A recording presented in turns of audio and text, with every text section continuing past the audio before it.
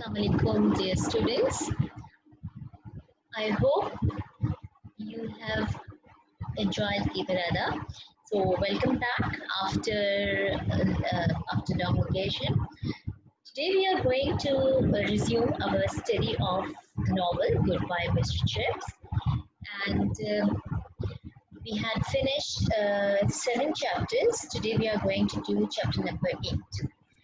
Before starting this chapter 8, let's have a quick recall of Mr. Chip's first meeting with Catherine Bridges and uh, his married life. Well, do you remember in chapter number 4, girls, we had come across, we have read that Mr. Chips met with his future wife for the first time at Great Gamble in the Lake District. Yes, it was the year. Which year was it? It was the year 1896. It was the spring of 1896. Mr. Chips had gone along with his colleague, Mr. Rodden, to Lake District, and Mr. Rodden had to leave him because of some personal urgent matter. He had to leave, and Mr. Chips stayed on. And his wedding, which is his first encounter with Catherine Bridges, which is very important part of his Chips of this novel, and often questions are asked on it in your exams. So his first meeting took place. It was rather an encounter. It was an incident that had taken place at Great Gamble. And do you remember the incident? Yes, what had happened? Yes, I hope you remember it. It was Catherine Bridges was waving excitedly from a dangerous looking ledge. And Mr. Chips, who was climbing the gamble, he saw this girl and he thought that she was in danger. So what he did? He hurried towards her. But in his rush, he got his ankle wrenched. He got it sprained. And then the irony he came across with the ironic situation. What was that ironic situation? Yes, Mr. Chips, instead of rescuing a lady in danger, was the one who was rescued by a woman, Catherine Bridges. And Mr. Chips, we are told, he did not relish both of these roles. Why, girls? Why he did not like to be rescued or to rescue a woman? Because Mr. Chips did not like women, and especially the modern women. We remember we are told Mr. Chips' views about the modern women and what he used to call them. He used to call them monstrous creature. Okay, so for him, modern women were monstrous creatures, and since they were demanding right to vote, right to get admission in the universities, they were demanding equal rights. To man, they wanted to ride bicycle and this and that. So Mr. Chips did not like this new woman, and his views about women were that they were delicate, timid, shy, dependent on man, and his views about a decent man included that a man handles women with distant chivalry or manliness. So Mr. Chips anyhow was rescued by this young girl. And remember we are told about Catherine Bridges? Who was she? She was just 25 years old, yes. She was a governess out of a job, and she was the one who used to ride bicycle and visited Chips at the house where he was staying to look after him. And her views about Chips, about people like Chips, middle-aged men. Mr. Chips was 38, remember at that time? But that they were extremely bored, and since they have orthodox ideas, she did not like them. But she was very talkative. She talked to Chips, and she considered out of her guilt, she felt that she should help, she should look after Chips. And during that period, in just 1 week, and that period was, remember, 1 week, they were in love, and they married, and then before the start of autumn term in 1896, they married from the house of Catherine Bridges' aunt. And since her parents were not alive, and and their married life, we are told, was a quite happy life. Mr. Chips was very happy with Catherine Bridges. He had never thought that he would marry a young girl, a young enthusiastic girl like Catherine Bridges. And they decided to live at Brookfield, and there Catherine Bridges came to live at Brookfield with Mr. Chips, and she was very much popular at Brookfield, remember? And she had made Chips to look at things from different angles as well. And that is why we are told that the changes came in the personality of Mr. Chips, and but for and this is called the influence of Catherine Bridges on Mr. Chips. And what was that influence? Mr. Chips' sense of humor matured. He was started to be loved.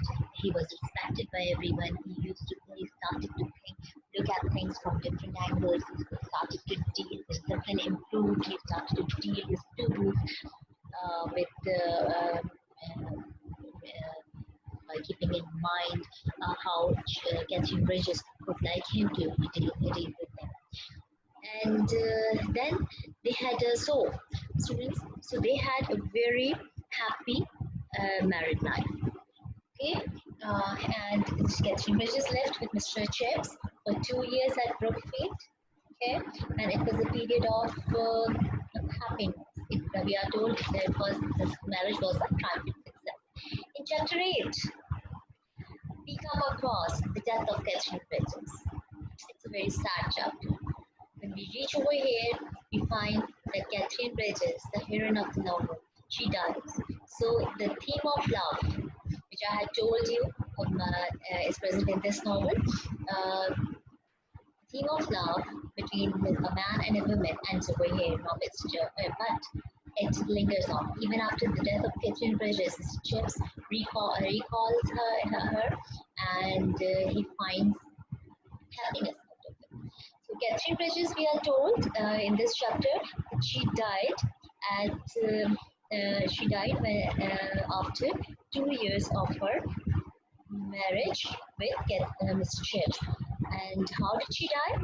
She died during childbirth. It was during childbirth that she died, and not only she, but also her child with Mr. Chips also died. And what is the date? What was the date on which she died? It was 1st April 1898. Okay, spring of 1898. See, the marriage lasted for 2 years exactly. It was spring 1896 when they met with each other, and in 1898 she died. And what was the condition of Mr. Chips when he came to know about the death of his beloved wife? We are told that on that day, Mr. Chips was very upset. He was so upset that he did not want to see anyone. It was a bullet from the blue. It was something Mr. Chips had never thought of. He had thought that he had not thought of marrying a young woman. He had never felt himself equal to marry a beautiful, young, enthusiastic, ambitious girl like Catherine Bridges earlier. When he married to her, his personality transformed. Many good changes came into his his personality bloomed rather. And then he had not thought that his life would be transformed so suddenly because because of the death of Catherine Bridges. So the gift, the blessing which he had received in the form of Catherine Bridges, it was taken from him. She died in 1898. So Mr. Chips was upset, and what he wanted to do when he came to know about this, he wanted to get used to of this personal loss. This was a tremendous personal loss for Mr. Chips, okay, before getting formal condolences or the kind words of others. Therefore, he was upset, he was sad. He paced through Brookfield village, and his mental condition was such that he thought, as it was a nightmare, a bad dream. Okay, now I hope you have understood this chapter up to now, up to here.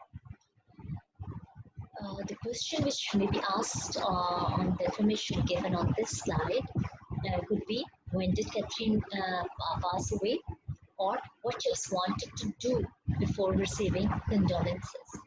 Okay, it could also be, how did Catherine Religious die.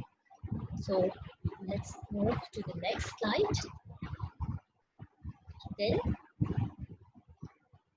it's a very short chapter. I hope you have seen it in your books. Now, Mr. Chess was facing his personal grief. He was trying to he was trying to get over this loss. He was trying to get used to of this grief when a student, his student, young Faulkner, he came to him. Now, young Faulkner, he came to him and he wanted to take permission from Chips. Young Faulkner met him in the lane outside school. What he wanted to take half leave from Brookfield, from school. He wanted to miss the chapel. He wanted to miss classes. He wanted a half day leave. Why? Because his family was visiting and he wished to receive his family at the station. He wanted to receive his family at the station. So it was the permission, he needed the permission of Mr. Chips, and Mr. Chips granted him. He allowed him to see to miss chapel, to miss classes, and to take a half day leave, as well as to receive his family at the station. Now, Mr. Chips, when Faulkner approached him and asked him about this half-day leave and seeing his family, Mr. Chips' state of mind was such that he nearly answered him, "You can go to blazes, that is hell, for all I care. My wife is dead, my child is dead, and I wish I were dead myself." But what Mr. Chips said to him, he said nothing to him. It was only his emotional thought that it was only an emotional thought that came to his mind. It was an instant response to Faulkner's request. But in actual, what Chips did, he was so much sad, he was so much upset on the demise of his wife that he was speechless. He could not speak. He did not want. He was unable to respond in words to Faulkner. So what he did, he only nodded and just kept on moving or stumbled on. Okay, so this was the condition of Chips after the death of Catherine Bridges, and this was how he dealt with how he allowed or why he allowed Faulkner by just nodding and stumbling on. Now, the question which might be asked on this part of the chapter could be, what was Faulkner's request and what was Chips' response to him? It is Chips' response to him. Okay, so what was Faulkner's request and what was Chips' response to him? Got it, girls? Now let's move to the next. So with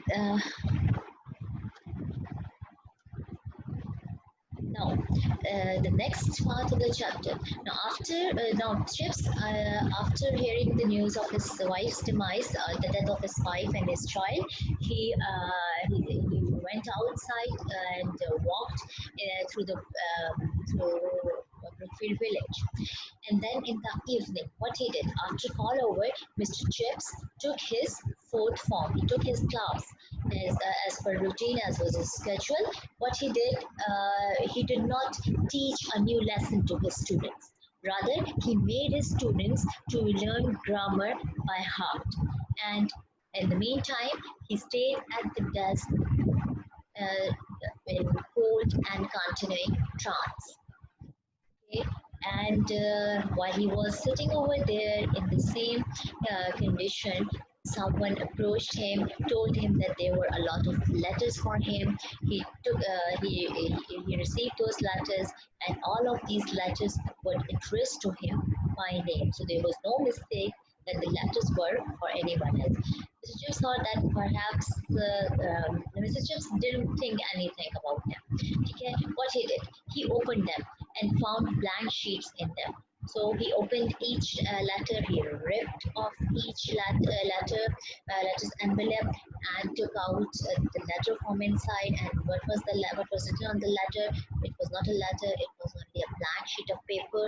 There was nothing written on that paper. And Mr. Chips thought it quite strange, quite peculiar, but he kept silent. He did not make any comment.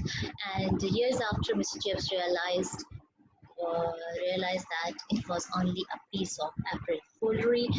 Those letters were sent to him by someone to make him April Fool, because the date on which Catherine Bridges and his child had died was 1st April 1898. TK students, the question that could be asked on this part of the chapter would be, what particular thing happened on the day of his wife's death, on the day of Chip's wife's death, and how did Chips react to it?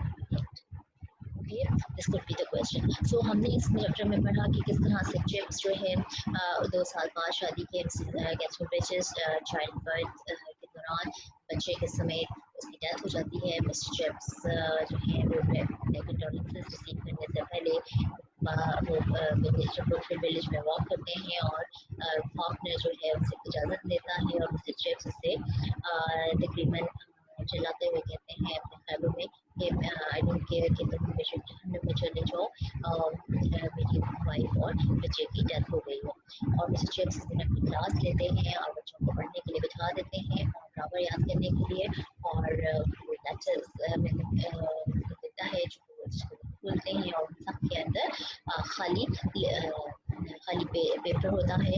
और mister chips को बड़ा अजीब समझते हैं, कुछ सोचते नहीं है कि उसको कंडीशन ऐसी नहीं होती है. बाद में रियलाइजेशन होती है बहुत अरसे बाद कि उस दिन मुझे जो लेटर्स आए थे वो एप्पल फूल पीस ऑफ एप्पल फूल भी था, किसी ने मुझे फूल बनाया था. So this is how the chapter comes to an end. I hope you have understood it. Now, there are not many difficult words in this chapter. However, for the sake of there are a few words over here, as it is a very short chapter. The very first word is pace. Now, what is the meaning of pace? Pace means walk. Then condolence. Condolence means expression of sympathy. Blaze. Blaze means hell. Nod means to shake head. Trance. Trance means half conscious state. Half conscious state. Horrifying. Horrifying means dreadful, terrifying. Peculiar. Peculiar means strange. Preoccupation. Preoccupation means lost in thought. Nightmare. A horrible dream, a dreadful dream. Now, students, what I want you to do is attempt the 4 questions on your notebooks, which I have written on the slides, and prepare them, learn them by heart. I hope you have understood today's lecture. Thank you very much. Have a nice day.